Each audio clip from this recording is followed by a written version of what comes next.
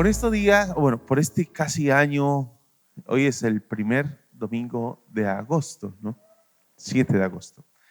Y por este año, hasta el mes pasado, mes de julio, estuvimos meditando en una iglesia sana, con algunas excepciones de algunos domingos, pero estuvimos pensando en lo que es una iglesia sana. Y hace 8 días estuvimos cerrando, pues, como ese capítulo, por lo menos en lo que tiene que ver con las exposiciones. Yo esperaría que no fuera un cierre de capítulo para la iglesia, porque la iglesia constantemente tiene que estar haciendo una revisión, o mejor, yendo al Señor para que el Señor nos revise. Creo que lo que uno puede observar en Apocalipsis capítulo 2, el Señor revisando la iglesia, el Señor pasando revista, el Señor examinando la iglesia, reorientando a la iglesia, encaminando a la iglesia en pos de lo que es la voluntad de Él. Y eso es lo que esperamos el Señor esté haciendo en todos nosotros, reorientándonos, encaminándonos hacia Él para no desviarnos. Por este mes de agosto, entonces, una vez hemos terminado ese ciclo de reflexiones, que insisto, espero que no termine allí, sino que siga siendo parte de nuestra revisión. Y creo que no solamente miramos si la iglesia es sana, porque puede ser que estemos pensando, ay, esta iglesia es la que me tiene a mí así. No, la iglesia no es el edificio, la iglesia somos nosotros. De manera que si la iglesia tiene alguna enfermedad, la enfermedad la tenemos nosotros, no el edificio. Así que tenemos que revisarnos también de manera personal. Por este mes de agosto estaremos como mirando algunos textos apartes, no tendremos una serie, sino que vamos a abrir un espacio como para reflexionar en varios apartes de la Escritura, ¿sí? Y hoy quiero invitarles para que vamos a Jonás capítulo 1. Es un pasaje del cual estuve haciendo mención hace como 20 días en una exposición que tuvimos, hace 15 días, 20 días que tuvimos. Hice mención de Jonás, de cómo Jonás, fue hace 15 días, viajó en submarino cuando no existían. Seguramente por ahí comenzó a darse todo este viaje en submarinos. Jonás es como un Julio Verne, ¿no? Pensando, se adelantó, pero tremendamente, porque no esperaría Jonás viajar en submarino pegado allí de las paredes del estómago de un gran pez, mirando por la ventana de las agallas de ese gran pez. ¿Cómo era ese viaje? ¿Se imagina ese viaje? Yo todavía no logro imaginar. Lo único que sí debió haber sido una exigencia, algo complejo para Jonás, fue que no había un purificador de aire. Entonces le tocaba aspirar todos los jugos gástricos de este gran pez, me imagino que tuvo que vivirlo allí. Pero en total fueron 3 días de viaje submarino. 3 días, ¿sí? Allí está Jonás capítulo 1, ya lo leyeron desde el comienzo, versículo 1 al 8, aunque no estaremos en todo el pasaje, pero y le invito para que siga leyendo. Son solo 4 capítulos y es un libro de fácil lectura. Lo siga leyendo y sigamos revisándolo y sigamos esperando que el Señor nos siga hablando a través de ese personaje. ¿Quién creyera que esta es una de las historias más populares en el arte cristiano? No es la más popular, pero es una de las historias más populares. Por eso, creyentes y no creyentes, lectores de la Biblia y no lectores de la Biblia, saben quién es Jonás. Tienen idea de qué fue lo que le sucedió a Jonás, porque ha sido ampliamente retratado, ¿sí? Retratado. Esta historia ha sido ampliamente retratada. Y observe cómo inicia el versículo 1 de Jonás, cuando nos dice vino palabra, sí, así inicia la Reina Valera, la Nueva Versión Internacional, dice la palabra del Señor vino por una iniciativa de Dios, no era algo que Jonás estaba esperando.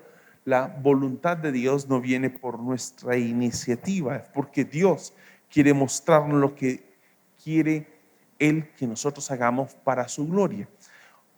Aquí debemos preguntarnos, ¿la tenemos clara acerca de lo que Dios quiere para nosotros? ¿Tenemos claro cuál es el derrotero, cuál es la agenda que Dios tiene para nosotros? Si no la tenemos claro, no tenemos que reventarnos tratando de inventarnos una agenda como usualmente ocurre, y si no la recibimos, pues no la inventamos. Pues somos unos magos para andar inventando cada cosa. No, la agenda de Dios es algo que viene. Lo que nos toca es tener la sensibilidad para atenderla. Pero no, uno no es algo que yo corro para encontrar. Viene. Cuando uno percibe, por ejemplo, a Pedro y los otros 3 pescadores que estaban con él cuando fue llamado, Pedro y su hermano, y estaba Jacobo y Juan, Jesús vino y cambió su agenda. Cuando Pablo va camino de Damasco, Jesús es quien se aparece y le trastorna la agenda.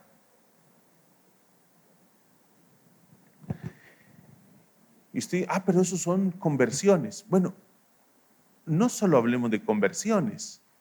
¿Qué tal cuando Pedro quería en su viaje misionero ir en cierta dirección y el Señor le impidió y le mostró que fuera a otro lugar? Le transformó la agenda. Dios viene a nosotros. No somos nosotros quienes luchamos por encontrar esa agenda. Esa agenda viene. Lo que sí necesitamos es la sensibilidad. Pero además de la sensibilidad vamos a darnos cuenta de algo, y es que Jonás tenía toda la apertura para escuchar la agenda de Dios, ¿no? Y hablando aquí como claro, con todas las cartas puestas sobre la mesa, seamos honestos. Nuestro problema no es con entender la agenda de Dios. Nuestro problema es con aceptarla.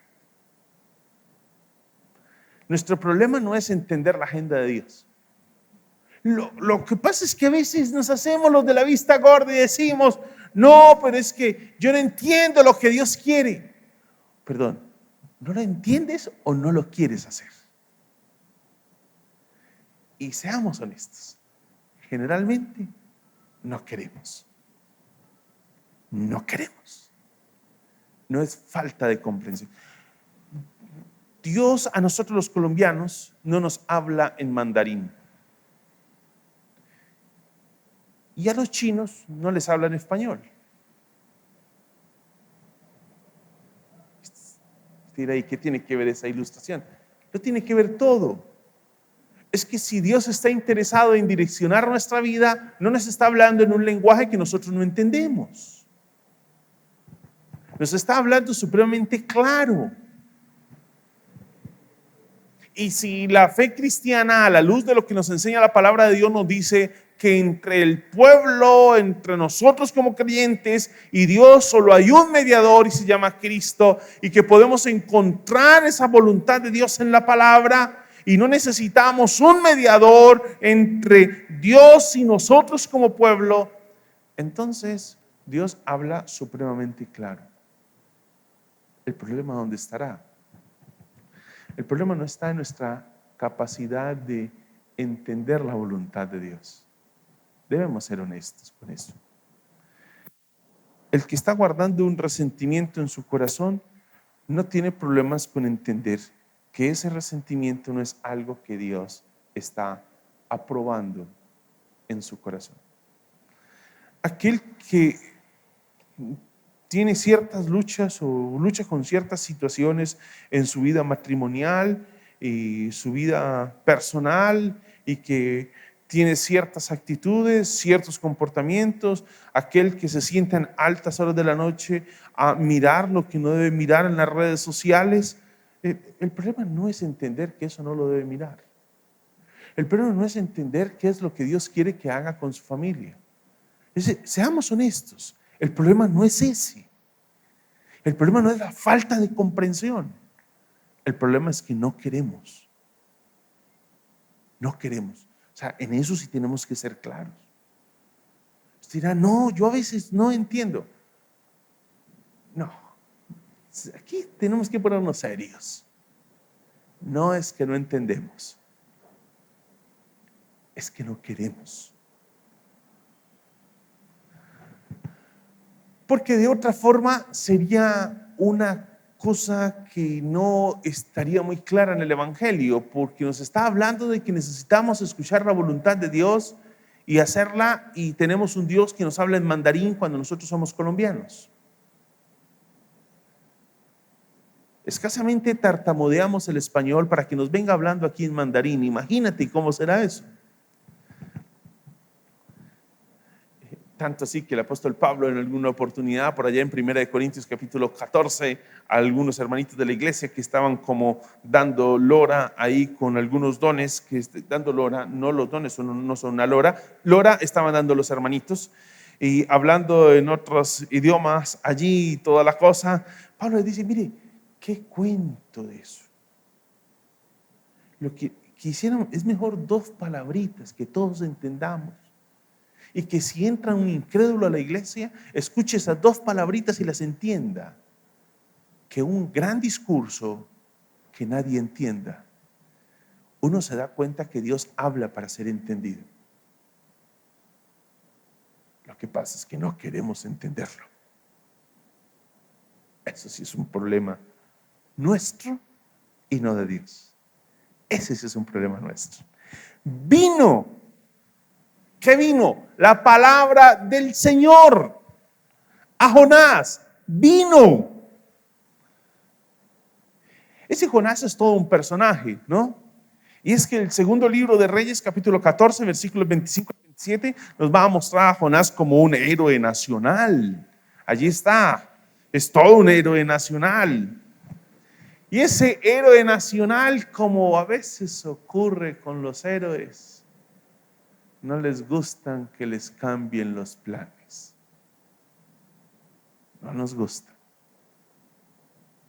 Usted dirá, yo no soy ningún héroe, pero a veces vivimos como héroes y nos asumimos dueños de nuestra vida y nos asumimos dueños de nuestra voluntad y nos asumimos dueños de nosotros mismos, pero seguimos cantando al Rey Hosana, aleluya, viva el Señor, Cristo es mi Señor, y seguimos orando, hágase tu voluntad, así como en el cielo, también en la tierra, venga a nosotros tu reino. Pero pareciera ser que esos son como frases ya como muy bien elaboradas de la liturgia cristiana y de las oraciones evangélicas. Porque lo cierto es que la iglesia y hoy como creyentes encontramos una fuerte resistencia a lo que Dios nos dice en su palabra. Y uno encuentra desde el versículo 2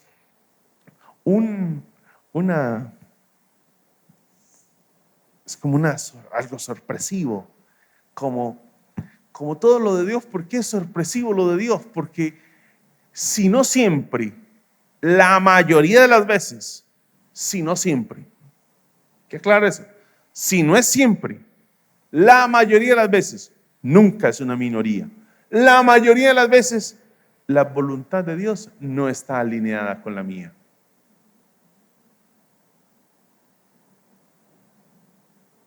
Generalmente es siempre. O sea, siempre es. Nunca está alineada la voluntad de Dios con la mía. Pero vamos a dar el chance de que alguien diga, no, pero bueno, la mayoría de las veces. y se encuentra Jonás con un llamado de parte del Señor: anda. Es que no es el sirviente el que está hablando, no es alguien de menos, no es un rango menos, no, pero le está hablando al héroe nacional. Y nadie que sea héroe nacional va a querer que se le diga cómo hacer las cosas. Alguien que sea hoy un héroe nacional no va a querer escuchar que le digan qué es lo que debe hacer. Anda, ve a la gran ciudad de Nínive. Y a eso le suma que le dice gran ciudad de Nínive.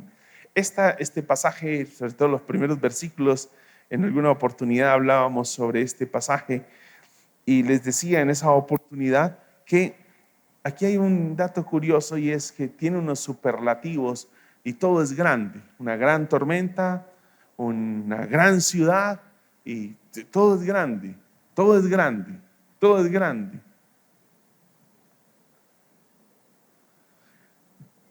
Todo lo que Dios hace es grande. Pero a Nínive, Dios, no, esa ciudad tan perversa, usted está diciendo, quien está diciendo que es grande es el más grande de todos, ¿sí? El que está por encima de todo. Y que eso se lo diga el profeta es un golpe bajo. Era quebrarlo, porque él no podía entender cómo benditos era posible que el Dios de Israel, al héroe nacional, Jonás, ese héroe nacional, ese hombre que salía en la primera página, en el editorial del periódico más popular, que usted abría su red social, allí y aparecía la primera plana: Jonás, el invencible. Y ahora era llamado a ir a Nínive, el más grande enemigo que tenía Israel en este momento, la grande, populosa y bien fortificada Nínive. Era la principal ciudad de Asiria, el poder mundial más grande de aquel tiempo, y la amenaza más molesta contra la seguridad y supervivencia de Israel. Y Dios le dice: ve a la gran ciudad. Eso tiene unas nóticas ahí importantes, ¿no? Porque imagínate que Jonás era israelita y él se consideraba pues lo más de todo, porque somos el pueblo de Dios. Ahí estaba, era una ciudad, Nínive era una ciudad violentísima, con unas masacres impresionantes. En los anales de la historia está registrado la violencia de los asirios. Y Dios le dice: ve allá. Eso no estaba dentro de los planes de Jonás. Dentro de los planes de Jonás estaba que cayera fuego del cielo. Y usted dice: pero es que apenas le está diciendo que vaya. Sí, es más, y le dice: proclama contra ella que su maldad ha llegado hasta mi presencia. Qué bueno hay en esa noticia. Yo me apunto a ir. No, es que Jonás entendió el mensaje. Y lo que entendió Jonás es que este no era un mensaje para destruir a Nínive. Era un mensaje para darle una posibilidad a Nínive.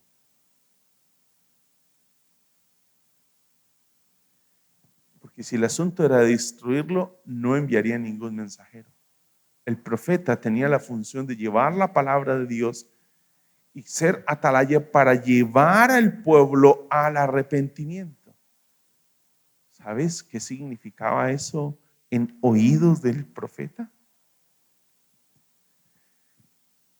era ir en contra de todos sus postulados, era ir en contra de todas sus miradas, era ir en contra de todos sus valores, era ir en contra de todas sus formas, era ir en contra de todo lo que pensaba, era ir en contra de todo lo que él soñaba.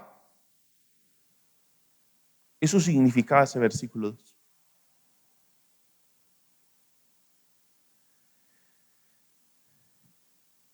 Nuestro Dios es un Dios de sorpresas. ¿Sí? Nos sorprende constantemente. Y Jonás, efectivamente, y uno inicia a leer el versículo 3, dice, Jonás se fue. Y uno dice, uy, qué obediente, tipo tan obediente. Sí. La Reina Valera dice, y Jonás se levantó. Qué diligencia, qué oportuno. ¿Por qué hablar tan mal de Jonás? Sí, se levantó para huir. Es que él entendió. Él entendió el mensaje, él entendió por qué el mensaje, él entendió por qué había que ir a decirle eso, porque era una posibilidad para esa nación y él no quería posibilidades para Nínive, él quería destrucción para Nínive. ¿Se da cuenta cómo el Señor nos sorprende en el camino y nos destruye todos nuestros planes, nuestros principios, nuestros valores, nuestras formas, nuestras lecturas, nuestras maneras de ver, entender, interpretar la vida? Jonás corre, huye. De hecho, usted lee el versículo 3 y usted se da cuenta que dice, Jonás se fue, pero en dirección a Tarsis para huir del Señor. Y el versículo 3 termina huyendo así del Señor. Eso nos muestra cómo es una literatura narrativa. Usted dirá, pero es un profeta. Sí, recuerde lo que les he dicho en otras oportunidades, que una cosa particular de muchos libros de la Escritura que nosotros no reconocemos como profetas, como los libros, por ejemplo, de Reyes, para los hebreos es un libro profético. ¿Y por qué es un libro profético? Porque es mirar cómo en la historia Dios habla. Dios habla a través de la historia. No solamente habla cuando una persona en el Antiguo Testamento se paraba y decía, así dice el Señor. No, son libros proféticos, muchos libros históricos del Antiguo Testamento, porque Dios habla en la historia, en la narrativa, comunica su voluntad. Y ahí está el texto. Esa frase de él se levantó, pero para huir. Y termina diciéndonos, él quería estar lejos. La Reina Valera dice, lejos de la presencia del Señor. Era su anhelo. Jonás huye, trata de correr. Está decidido a algo que nosotros en tantas oportunidades quisiéramos. Es más, somos hasta atrevidos y pensamos que lo logramos, como si fuéramos muy capaces de huir. Y el Salmo 139 nos recuerda lo inútil que son nuestros intentos de huir. El Salmo 139 nos recuerda lo inútil que resultan nuestros esfuerzos de huir de la presencia del Señor. ¿A dónde podría alejarme de tu espíritu? ¿A dónde podría huir de tu presencia? Si subiera al cielo, allí estás tú. Si tendiera mi lecho en el fondo del abismo, también estás allí. Si me elevara sobre las alas del alba y me estableciera en los extremos del mar, aún allí tu mano me guiaría, me sostendría tu mano derecha. Y si dijera que me oculten las tinieblas, que la luz se haga noche en torno mío, ni las tinieblas serían oscuras para ti. Y aún la noche sería clara como el día. Lo mismo son para ti las tinieblas que la luz. Y nosotros en ese deseo de huir de la presencia del Señor, y usted dirá, no, yo nunca he querido huir de la presencia del Señor. Sí, lo cierto es que sí. Sí hemos querido huir. Sí hemos querido huir cuando el Señor, viene la palabra del Señor, cuando nos sorprende, porque esto aquí es sorpresivo. Cuando usted lee el texto, usted se da cuenta que usted como que va desprevenido por la vida y ¡pum! Aparece la voluntad del Señor. Aparece la dirección de Dios. No es algo que en ese momento se esperaba, no es algo que usted tenía premeditado, no es algo que usted esperaba encontrar, no, de súbito aparece. De súbito aparece. No, que Dios lo iba preparando ahí, no, de súbito aparece. Y lo que Jonás busca es deshacerse de Dios. Deshacerse de Dios.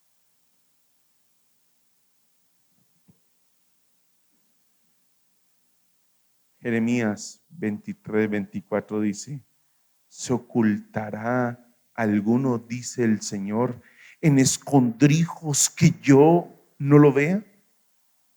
¿No lleno yo, dice el Señor, el cielo y la tierra? ¿Habrá algún lugar donde podemos escondernos del Señor? Pero son nuestros intentos fallidos y a veces osados. Pasamos de osados nosotros ahí intentando de huir, y la manera de huir de la voluntad de Dios es cerrar la Biblia, y la manera de huir de la voluntad de Dios es no volver a la iglesia, y la manera de huir de la voluntad de Dios es no volver a orar, y la manera de huir de la voluntad de Dios es hacer caso omiso y hablar en términos de ese cristianismo autónomo tan común en nuestros días, ese cristianismo que dice, no, yo soy cristiano a mi manera. A mí déjeme ser cristiano a mi forma. Ese cristianismo suyo, déjelo para usted. Esas son formas de deshacernos de Dios. Son nuestras formas. Son nuestras formas de deshacernos de Dios. Y Dios nos dice, Salmo 139, Jeremías capítulo 23, lo absurdo que resultan nuestros intentos de querer huir de Dios. ¿Y por qué corremos? ¿Por qué corrió Jonás? ¿Por qué dice el texto que Jonás se fue, pero en dirección a Tarsis? O sea, seguramente Jonás fue a la taquilla y le dijo, mira, con disimulo, que nadie se dé cuenta, que no nos escuchen. Hace de cuenta que me estás dando un tiquete para Nínive, pero me vendes uno de Tarsis y necesito que digas duro, señor Jonás, aquí tiene su tiquete para Nínive, pero es de Tarsis. ¿Listo? Yo te paso una propina. Señor Jonás, que necesita un tiquete para Nínive. Sí, señor Jonás, aquí tiene su tiquete para Nínive. Y era un tiquete de Tarsis. La ilustración nos ayuda para entender lo absurdos que son nuestros intentos de huir de Dios. Yo no sé si Jonás hizo un negocio como el que acabo de ilustrar con el señor que vendía los tiquetes, pero así son nuestros negocios. Hacemos cosas ocultas pensando que el Señor no se ha dado cuenta. Sí. ¿Por qué correr? Porque obedecer a Dios es difícil. ¿Y sabes en qué radica la dificultad de obedecer a Dios? En que hay que desobedecerse a sí mismo. Y eso es muy complejo. Obedecer a Dios implica desobedecerse a sí mismo. Obedecer a Dios significa e implica una desobediencia, una rebelión contra uno mismo. Es levantarse contra uno mismo. Eso significa obedecer a Dios. Por eso lo que decía al comienzo. Puede ser que alguien diga, no, siempre la voluntad de Dios es como yo estoy alineado a la voluntad de Dios. Tengo que verlo y tendríamos que hablar un poquito, largo y tendido, y varios cafés tendríamos que tomarnos para darnos cuenta que no es tan así como usted me está diciendo. La voluntad de Dios, uno, llega de manera súbita. Nos cambia los planes. Y ese cambio de planes significa una desobediencia a uno mismo. Lo increíble, por ejemplo, en la historia que les contaba de Pablo, es que cuando Pablo recibe la dirección del Señor para que no vaya donde él pensaba, sino que vaya a Europa ahora a predicar, a Filipos, vaya a Filipos a predicar, es increíble. Porque lo que nos enseña la Escritura es que lo que hace Pablo es asumir esa voluntad de un todo y por todo, de una. Pero ahí no fue difícil. Sí. Para Pablo llegar a ese punto, tuvo que encontrarse con un Jesús en el camino que lo puso a comer polvo, lo tiró al suelo en pleno desierto, le redireccionó su vida. Lo tuvieron que entrar al soberbio Saulo, lo tuvieron que entrar de la mano. De la mano lo entraron. Él no entró por cuenta propia a Damasco. Entró guiado por los que lo acompañaban. Para encontrarnos con una experiencia como la de Saulo, de Pablo, en su viaje misionero, tuvimos que haber pasado primero por esa tumbada del Señor. Y por eso obedecer a Dios es difícil. Porque es desobedecernos a nosotros mismos. Es tumbar todos nuestros criterios. ¿Qué es lo que Dios te ha venido diciendo por estos días? Y usted me dice, a mí nada. Ah, bueno, ya tienes el primer problema. Sí, ya tienes el primer problema. A mí Dios nunca me habla, nunca me habla. A mí no me dice nada. Bueno, ya tienes tu primer problema. No quieres escuchar a Dios. Y no lo quieres escuchar porque sabes que va en contra de lo que estás pensando. Por eso no lo quieres escuchar. Porque ya te imaginas la respuesta. Señor, ¿qué debo hacer con esta decisión? ¿Qué debo hacer con aquello? ¿Qué debo hacer frente a esto? ¿Qué debo hacer frente a mi matrimonio? ¿Qué debo hacer frente a mi trabajo? ¿Qué debo hacer frente a mi vecino? ¿Qué debo hacer frente a esto que estoy viviendo? ¿Qué debo hacer frente a esto que estoy experimentando y estoy cultivando en mi corazón? ¿Qué debo hacer frente a esta relación que estoy sosteniendo? ¿Qué debo hacer en este proceso? ¿Qué debo hacer en esta situación? ¿Qué debo hacer en aquello otro? Y ya la tienes cantada. Y por eso es mejor buscar deshacerse de Dios. ¿Sabes qué es lo que Dios quiere para ti? Yo no he escuchado nada. Ese Señor como que no me habla a mí. No, perdón. ¿No te habla o no lo quieres escuchar? No te hagas. No es conmigo. No, si es contigo. Si alguno quiere ser mi discípulo, niéguese a sí mismo, tome su cruz y sígame. No hay cristianismo autónomo. Eso no existe. Eso es un invento moderno. Un invento que nos hicimos nosotros. Déjeme vivir mi fe a mi manera. ¿Cuál manera? ¿Cuál manera? ¿Cómo que déjeme vivir mi fe a mi manera? Ahora, tampoco se trata de vivir la fe a la manera del otro. La fe solo tiene una forma de vivirse y esa es la manera de Dios. ¿Y sabes por qué no escuchamos a Dios? Porque ya la tenemos clara. Ya sabemos qué va a decir. Eso es como cuando uno iba a ir a pedir un permiso. Y uno lo pensaba 50,000 veces para ir a pedir. ¿Será que le digo? No, ¿para qué le digo? Me va a decir que no. No, ¿para qué le digo? Sí.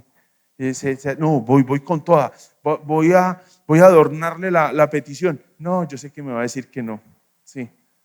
Igual. Igual. No comentamos nada, nos hacemos los de la vista gorda, los de la oreja, mucho eso no es conmigo, no entiendo, no sé, a mí no me habla, estamos en enemistad, no me dice nada, Dios no quiere nada conmigo. No, Dios no quiere nada contigo, o estás buscando deshacerte de Dios. Y lo que hiciste fue comprar un tiquete para Tarsis cuando Él te dijo que fueras para Nínive. Él no me ha dicho que vaya para Nínive, entonces ¿por qué no lo quieres escuchar? Porque no me habla. No, Él sí te habla, porque no lo quieres escuchar. Porque no te gusta el Nínive a donde te quiere llevar el Señor. No te gusta ese Nínive. No nos agrada Nínive.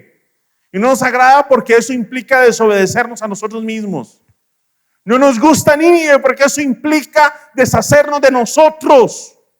Eso implica lo que dijo Juan Bautista. Es necesario que yo mengüe para que Él crezca. Y eso no nos gusta. En la época del superego, del super yo, de yo soy el más grande, de yo soy el que tengo la razón, yo soy el dueño de mí mismo, no nos gusta que alguien nos diga lo que tenemos que hacer. Y ese es el fracaso de la sociedad en la que vivimos. Que nos creemos lo último.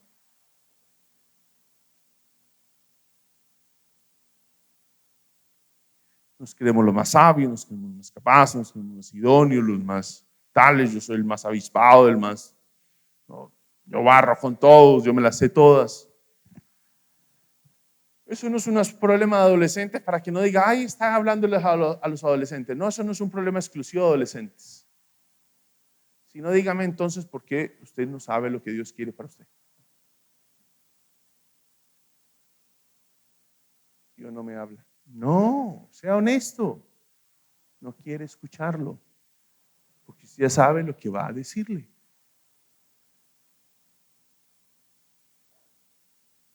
Y es mejor andar así como así como de lejitos con el Señor, porque es que esa vaina de que le anden cambiándonos los planes, no.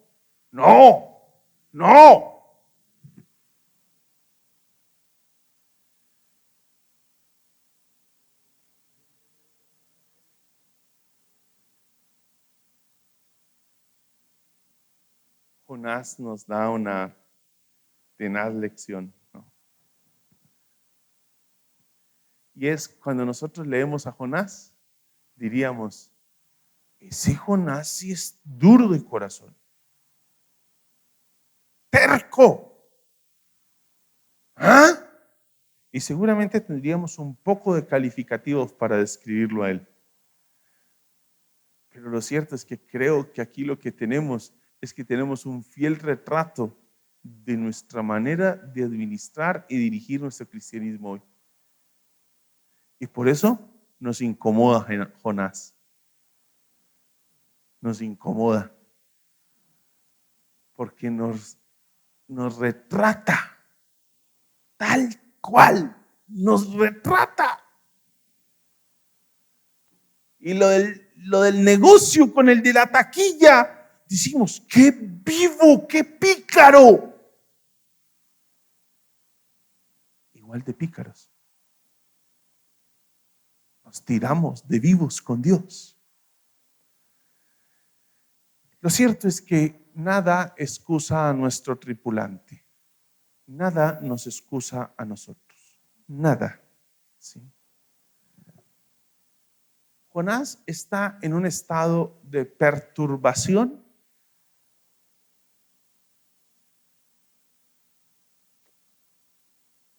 Yo creo que no está confundido en términos de no encontrar la voluntad. No, él la tiene clara. Tan clara que fue y hizo un negocio con el de la taquilla y le dijo, hey, te voy a comprar un tiquete para Nínive, pero me tienes que dar uno de Tarsis. Pilas pues. Él no estaba confundido.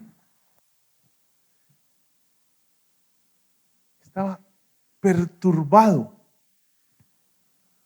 Porque confundido es no saber qué hacer.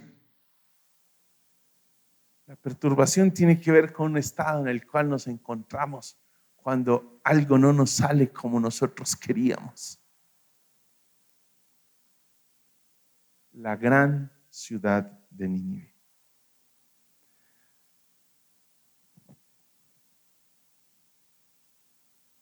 Y lo más grave es que Jonás está equivocado. Ha rehusado a obedecer a Dios, ha pecado. Y aunque la palabra pecado no nos gusta, a los creyentes del siglo XXI no les gusta la palabra pecado. No nos gusta. ¿Cuánto diéramos por una versión que nos cambiara la palabra pecado? No. ¿No sería mejor como se equivocó? Tomó una decisión desacertada.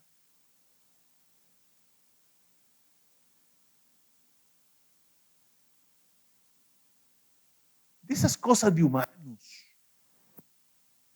se dio. La palabra pecado creo que es tan ofensiva para el siglo XXI que, ay, cuánto diéramos por una versión de la Biblia que eliminara la palabra. Qué rico, yo la compraría. Yo la compraría porque me evita el estado de perturbación en el que me mantengo. ¿Y por qué me mantengo perturbado? Porque no hay nada más difícil que obedecer a Dios. Porque implica desobedecerme a mí.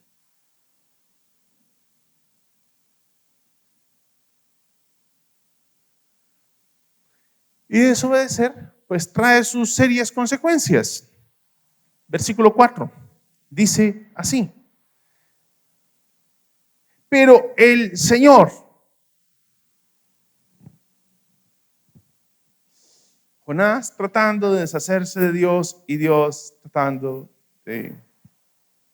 Bueno, no cabe la palabra tratando, porque tratando es como un esfuerzo para ver si logra algo.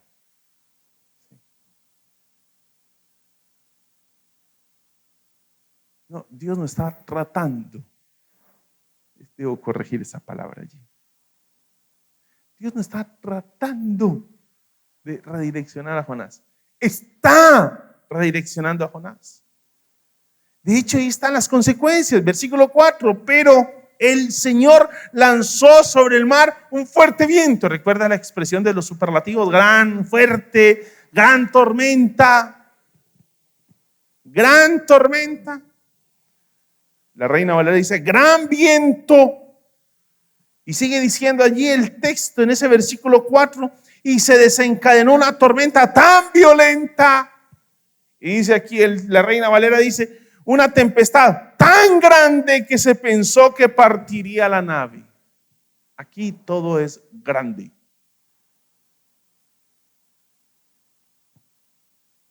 ¿Y por qué esa expresión? Creo que el texto tiene una intención, porque máximo en una época como la nuestra, donde nosotros nos consideramos dueños de nosotros mismos, autónomos, nadie nos gobierna, nadie decide por mí. Aquí tienes algo claro. Si hay alguien que decide por ti, si hay alguien, pero a mí me va muy bien en la vida. Y yo no sé lo que Dios quiere para mí. Recuerde que cuando usted me dice que usted no sabe lo que Dios quiere para usted me está diciendo que usted no quiere escuchar a Dios. Está básico. ¿Estamos claros en eso? Estamos claros. Ahí estamos claros. Pero a mí me va bien en la vida. Claro, ¿usted no cree que Jonás se montó en la barca para Tarsis? Claro, claro, claro que se montó en la barca para Tarsis. Todo andaba bien. Es más, pudo comprar y hacerle el negocio con el de la taquilla. Hizo su chanchullo allí. Para Tarsis. Pero me dices duro que es para Nínive. Pero me das uno de Tarsis.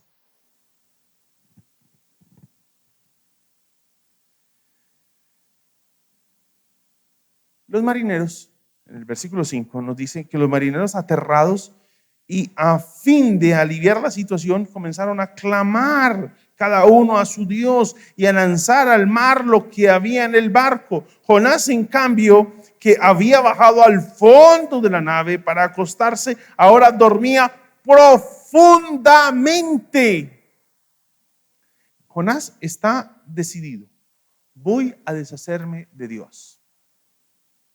voy a deshacerme de Dios. Parece ser que él sabe que lo que está ocurriendo allá arriba es obra de Dios. Y usted dirá, ¿y por qué parece ser? Porque el texto nos dice que él baja, y la expresión baja está hablando de descender. Y es una expresión usada en varias oportunidades para hablar del descenso al Seol, a lo profundo, a lo más bajo. Él desciende y entra en un profundo sueño. Es una manera de deshacerse de Dios, desconectarse de la realidad.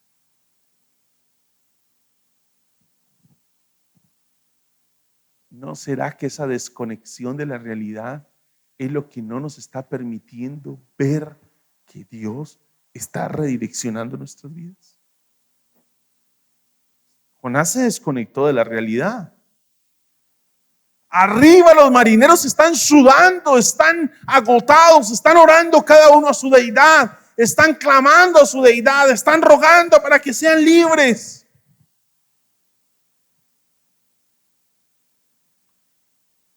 Están echando por la borda todo lo que pueda haber de más en la carga allí. Pero Jonás bajó al interior de la nave y se echó a dormir un profundo sueño. Trató de desconectarse de la realidad. Y hoy sí que sabemos de desconexión de la realidad. Ese aparatico llamado celular es una manera de desconectarnos de la realidad. ¿Sí?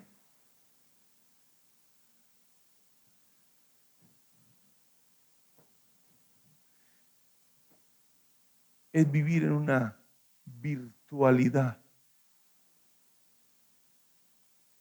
que nos desconecta de nuestra realidad.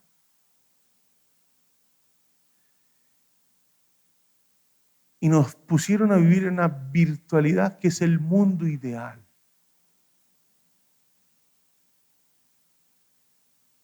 Y nos están poniendo a vivir en ese mundo ideal. Allí está la tensión. Jonás tratando de deshacerse, se desconecta Jonás de la realidad, de lo que está sucediendo, y allí hay una tensión. Dios versus los marineros. ¿Y por qué hay una tensión allí? Dios está obrando, el texto es claro, pero Dios hizo tal cosa, y los marineros están tratando de liberarse de esa situación. Saben que hay un poder divino detrás de todo eso, no logran entenderlo. El único que lo entiende está clavado, desconectado de la realidad. Todos los demás están en la popa tratando de luchar contra ese poder de Dios que nadie puede vencer ni doblegar. ¿Quién ganará? No es difícil deducirlo. No necesita usted ni terminar de leer la historia para darse cuenta quién ganará esa batalla. ¿Quién ganará esa? Como no es difícil entender quién ganará la batalla que usted está viviendo y que usted está sosteniendo con la voluntad de Dios de tratar de deshacerse de Dios. No es difícil. Puede ser que alguno diga, pues que Dios me doblegue. Yo le invitaría a que replantee su pensamiento y tenga mucho cuidado con esa ligereza con la que a veces hablamos y con la forma en cómo a veces desafiamos a Dios. No desafíe a Dios. Todos cuantos han desafiado a Dios han gustado la mano del Todopoderoso, redireccionando sus vidas. Es una mano de misericordia, sí, pero es tan misericordioso que está decidido a no dejarlo a usted y no dejarme a mí sumido en la situación que vivimos. nuestro tripulante preferido, nuestro principal tripulante, aquel que nos está reflejando a nosotros, aquel que nos está casi que ilustrando la vida de la iglesia y del creyente, hoy se encuentra sumido en lo más profundo. El versículo 3 nos dice allí que él se fue en dirección a Tarsis para huir del Señor, bajó a Jope. Y aquí hay algo importante en el texto, y es que comienza un jueguito de palabras, además de con grande, también con descender. Grande y descender. Mientras el texto nos dice que Dios todo lo que hace es grande, Jonás comienza a descender. Bajó. La Reina Valera dice, descendió a Jope. El versículo 5 dice de esta manera: los marineros aterrados, a fin de aliviar la situación, comenzaron a clamar y a lanzar a la mar lo que había en el barco. Jonás, en cambio, que se había bajado al fondo de la nave para acostarse, ahora dormía profundamente. Jonás había bajado al interior de la nave y se había echado un sueñito. Y eso no era una siesta. Este es un sueño programado. En medio de su perturbación, lo que decide es huir de Dios y tratar de deshacerse del Señor, yendo a dormir. Cuando uno lee esto y uno pensaba en el texto y me ponía en los zapatos de Jonás, el hombre tuvo que estar muy mal, ¿no? Como en un estado de perturbación como el que tenía Jonás, no confusión. Jonás no estaba confundido en cuanto a cuál era la voluntad de Dios. Eso no lo tenía. Eso no era lo que. Perturbado. En un estado de perturbación, ¿cómo es posible que este personaje entre en un profundo sueño?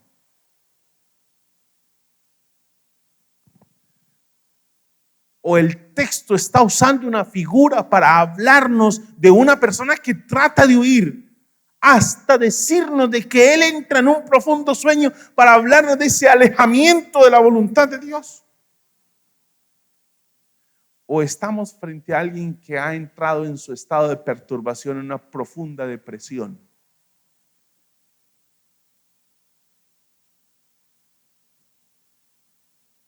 Un hombre que ha conocido la mano del Señor, la bondad del Señor, la gracia de Dios, que entiende que es pueblo de Dios por la gracia de Dios, pero que ahora se enfrenta a algo que no es nada de su agrado.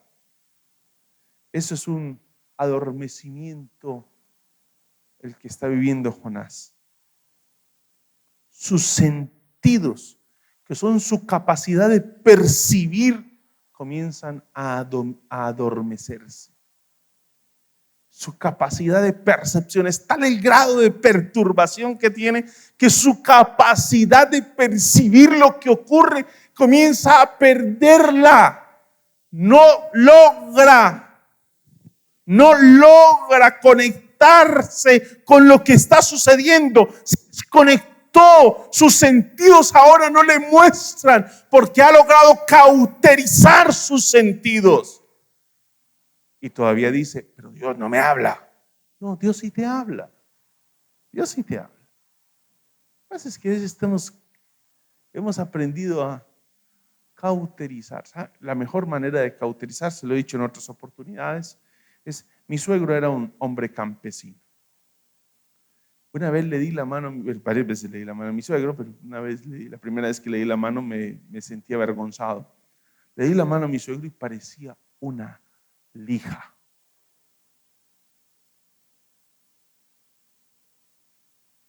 El hombre era campesino.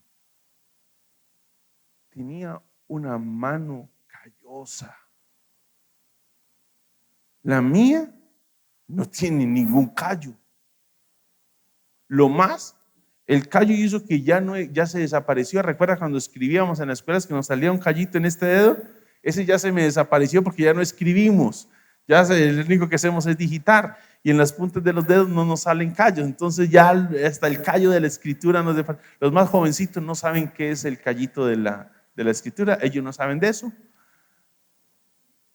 Pues yo no es que sea anciano, pero los de edad así como medio jóvenes todavía, sí sabemos de qué estamos hablando con el callito.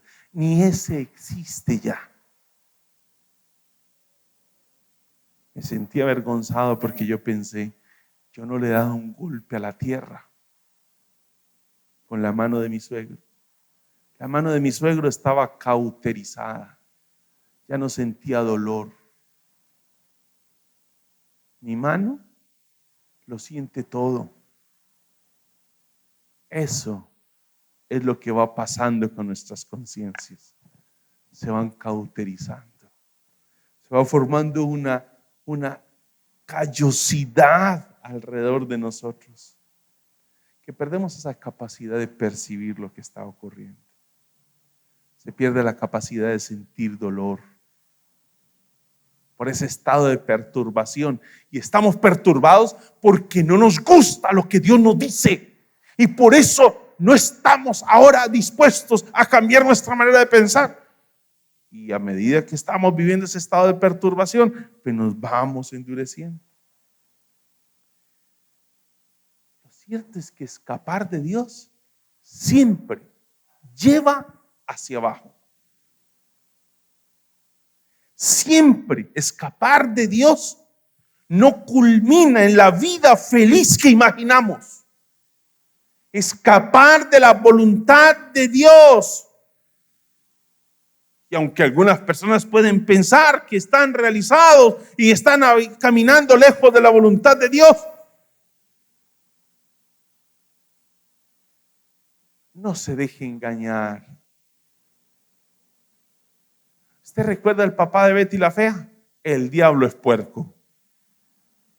No se deje engañar. Usted que es tan avispado, que se las tira, de yo me las sé todo. Entonces despierte, mi hijo. No se deje engañar. La ilusión en la que vive el mundo hoy, que porque anda lejos de Dios, está alcanzando su verdadera realización, no es más que una ilusión, un estado virtual de la vida que no es real. Pero hemos adormecido nuestra capacidad de poder entenderlo a Él. Lo increíble acá es que el Señor, con todo y el adormecimiento que vivía Jonás, no estaba decidido a soltar a Jonás. No lo iba a soltar. No lo soltó y estaba decidido. Y como todo lo de Dios es grande, recuerde que les decía con ese grande. Mientras Él desciende, el gran soberano va haciendo de las suyas. Huir de Dios implica, y es algo doloroso, huir de Dios para Jonás no solo fue un perjuicio para él, fue un perjuicio también para los tripulantes de la barca. Y esto me lleva a pensar en Apocalipsis capítulo 2, versículo 1 al 7. Éfeso. El adormecimiento de la iglesia de Éfeso. Uno pensaría, no, pues la única que va a sufrir es la iglesia de Éfeso. No. Dice el texto, quitaré su candelabro de su lugar. Y esa expresión quitar no es eliminar, sino habla de desplazar. Voy a tomar la iglesia y la voy a poner en otro sitio. El que la iglesia deje de cumplir su misión. Y a propósito de que hace un momento estábamos orando por la iglesia y por Colombia y oramos para que Colombia sea transformada. El hecho de que la iglesia dejara de cumplir su tarea estaba privando y privaría a Éfeso del testimonio de la iglesia.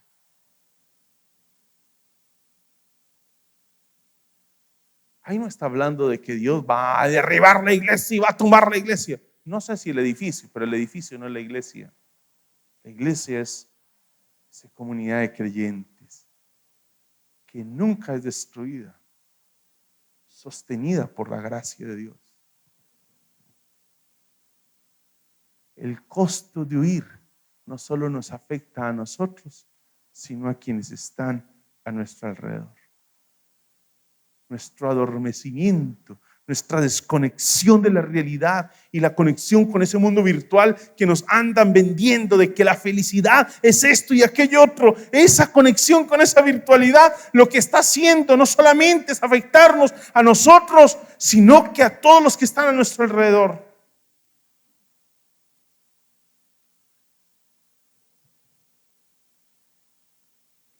Y ahí viene una expresión que es interesante. El capitán del barco. Permítame decirlo así, pero es una exageración, pero la exageración a veces como figura nos ayuda. El más pecador de todos, el capitán del barco. Todos son pecadores. Pero el más grande, el más duro de los, está el capitán del barco.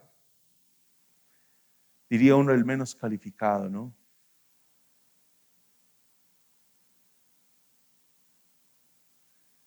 Y el menos calificado se convierte en el instrumento de Dios. El capitán del barco se le acercó y le dijo: ¿cómo puedes estar durmiendo?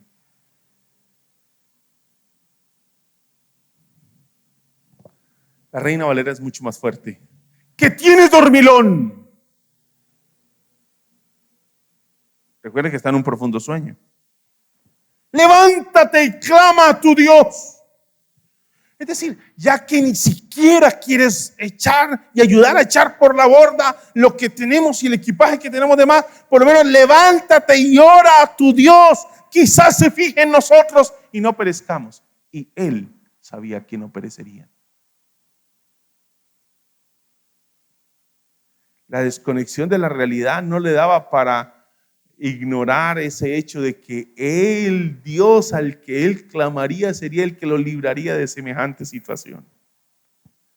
La desconexión de la realidad no le daba como para olvidarse de eso. El capitán del barco interrumpe el profundo sueño. El capitán más fuerte del barco, la tripulación, todo un grupo de paganos, gentes que adoraban a otros dioses, es el que desciende y lo despierta.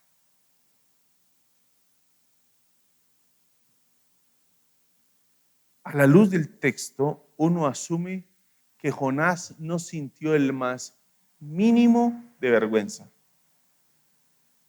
Y eso es sorprendente, ¿no? Porque uno diría, uy, por lo menos debió haberse enojado aunque fuera, pero no. Está tan adormecido, está tan retirado y alejado de esa realidad que ni sintió vergüenza, ni se sintió malhumorado, ni se afectó, ni se sintió abrumado, ni se pone a orar. ¿Y sabes por qué no ora? Por lo mismo que decíamos desde el comienzo, porque él sabía cuál era la respuesta de Dios. ¿Sabes por qué a veces no leemos la Biblia? Porque ya sabemos lo que nos va a decir Dios.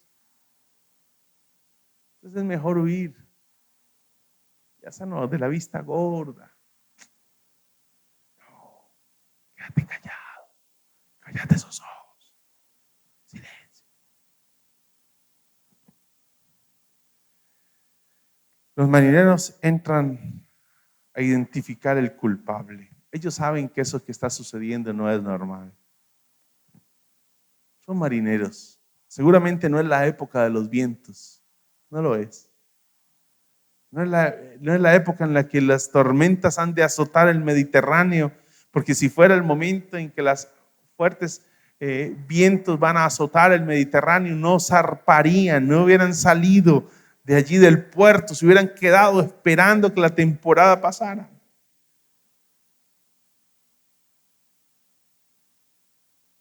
Ellos están clamando cada uno a su Dios porque entienden, aquí hay un asunto divino de por medio. Pero su ayuda no llega. No llega. Alguien tiene la culpa y no saben quién es. Y por eso en el versículo 7 nos dice que los marineros por su parte se dijeron unos a otros: vamos, echemos suertes para averiguar quién tiene la culpa de que nos haya venido este desastre. La tenían clara, había algo. Y es tal el poder de Dios que hasta ese acontecimiento, que nosotros desde una lectura neotestamentaria diríamos: eso es pagano. ¿Cómo se le ocurre tirar los dados? ¿Cómo se le ocurre a la Biblia decir que tiraron las suertes y cayeron sobre algo tan pagano para nosotros? Y el texto dice que echaron suertes y Dios dirigió la suerte de esas fichas. Jonás es el culpable.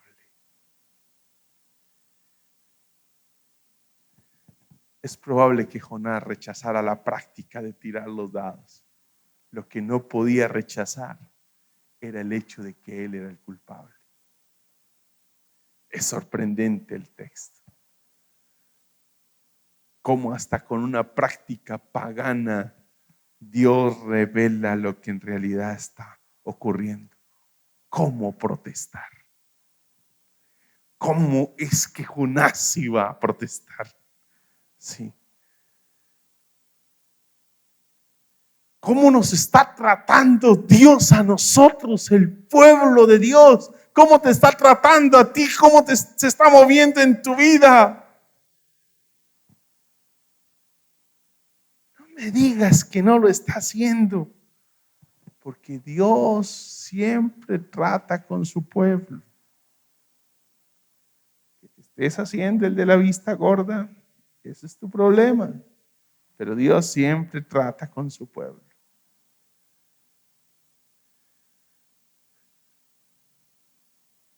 Ahora, lo cierto es que todos eran pecadores, los tripulantes del barco.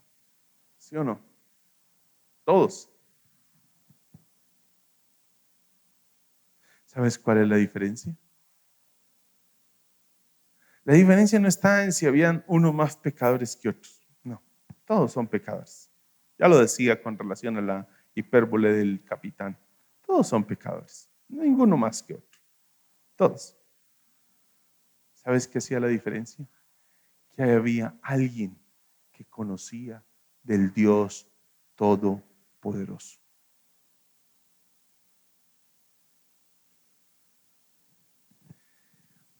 ¿Sabes qué es lo que hace la diferencia hoy en Colombia, en tu empresa, en tu lugar de trabajo, en el barrio donde vives? ¿Sabes qué es lo que hace la diferencia entre tu presencia en la universidad, colegio, barrio, sociedad, grupo de amigos? ¿Sabes qué es lo que hace la diferencia entre tu vida y la de los demás? No es que no seas pecador, no, es que tú eres hijo de Dios. Y quien dirige tu vida es el Señor. Ellos no conocen, ellos especulan sobre la vida. Ellos especulan sobre la vida. Tus compañeros de trabajo especulan sobre la vida. ¿A qué se debe esto que vivimos hoy en Colombia? ¿A qué se debe la catástrofe que hemos vivido en los últimos años en el mundo? ¿A qué se debe?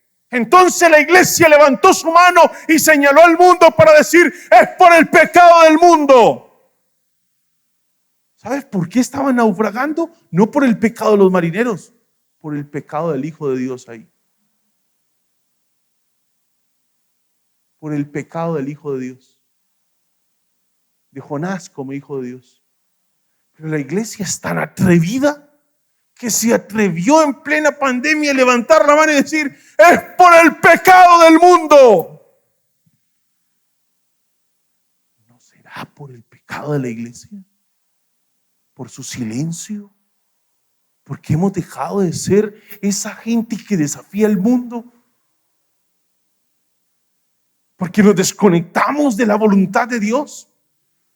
Porque ese cristianismo autónomo ya nos desconectó y nos metió en esa realidad virtual de ese mundo idílico que nos hemos formado.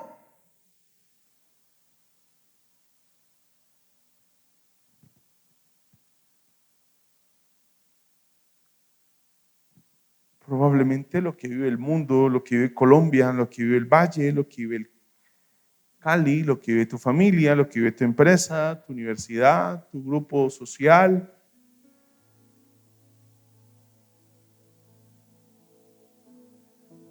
Todos son pecadores, indudablemente.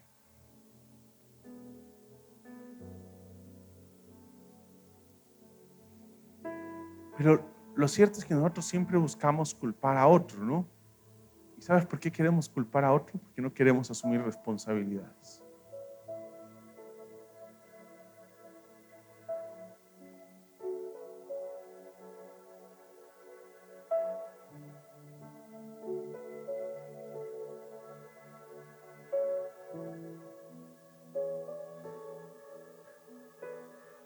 Lo increíble es que ningún marinero dice, esto es por culpa mía.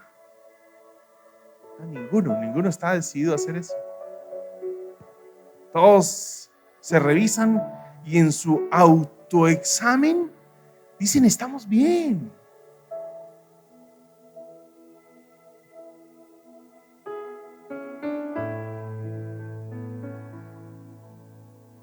No, iglesia, no estamos bien. Mientras no estemos escuchando la voluntad de Dios, no estamos bien. Mientras estemos llevando cristianismos autónomos, no estamos bien. Mientras no entendamos las frases del maestro cuando nos llamó, de ese pescador de hombres, cuando nos llamó y nos dijo, venid en pos de mí y yo os haré pescador de hombres. No, mientras no entendamos eso, no estamos bien. Mientras no entendamos las palabras del apóstol Pablo, ya no vivo yo, sino que Cristo vive en mí, no estamos bien. Mientras no entendamos las palabras de Juan el Bautista, es necesario que yo mengue para que Él crezca, no estamos bien. Mientras no entendamos que la vida no se trata de mí, sino de Él, no estamos bien. Mientras no entendamos que Dios no existe para complacer y no es Dios para complacer mis caprichos, sino que yo he sido creado para glorificarlo a Él, no estamos bien. Jonás creía que Dios existía para satisfacerle su sed de venganza. ¡Destrúyelos! Pero no se esperó nunca que Dios le dijera, ve y diles esto. Esa luz de esperanza no lo esperaba.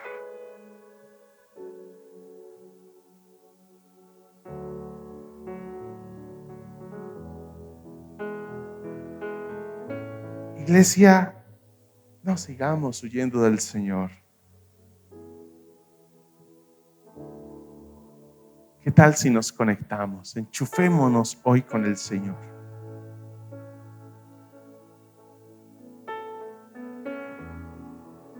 Lo que Dios está haciendo con tu vida es parte de ese trato de Dios.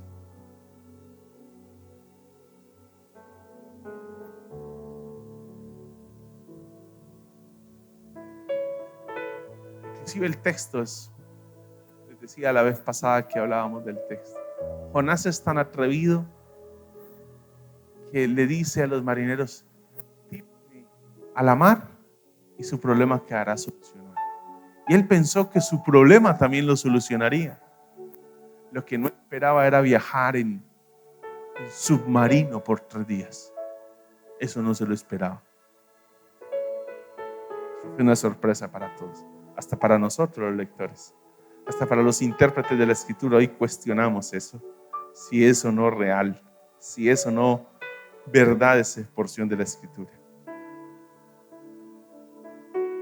¿Qué es lo que Dios quiere con tu vida hoy? Cierra tus ojos, inclina tu rostro.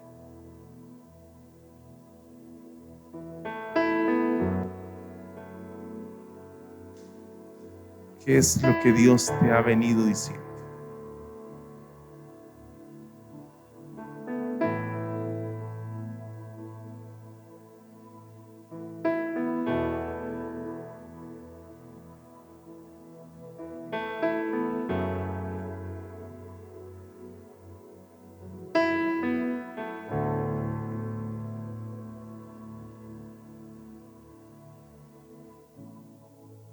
Señor, gracias por tu palabra,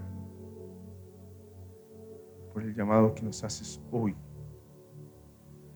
a la contemplación de tu voluntad, Señor. Gracias, Señor. Y hoy que nos sentamos frente a tu mesa, oramos, Señor, que este sea un momento de reconciliación, de volvernos a conectar contigo, Señor. De entender que asumir la voluntad del Padre a ti, Señor Jesús, también te costó. Pasa de mí esta copa, pero no se haga como yo quiero, sino como tú, Señor, como tú, oh Padre. Que esa sea la actitud, la determinación de nosotros hoy, Señor.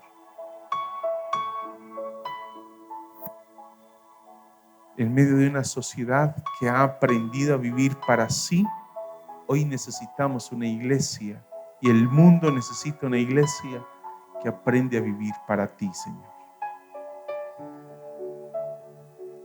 Para ti. El mundo necesita una iglesia que aprende a vivir para ti, Señor.